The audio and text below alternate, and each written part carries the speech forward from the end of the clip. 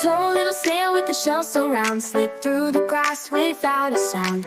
Leafy path and morning dew, he hummed a tune and off he drew. But high above with eyes so keen, a hungry bird flew sharp and mean. With flapping wings and beak so wide, he spotted Snail and swooped to glide.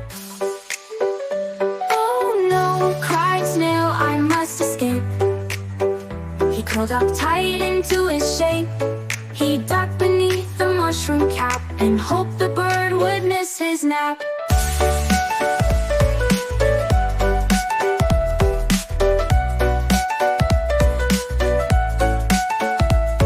The bird flew low with a squawk and spin, but Snail stayed still, tucked safe within. The bird gave up with a noisy cry and soared back off into the sky. Snail peeked out and breathed in deep, then slid back on without a peep. "Next time I'll go the other way," he whispered slow and went his way.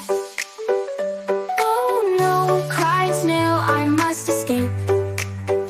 He curled up tight into his shape. He ducked beneath the mushroom cap and hoped the bird would miss his nap.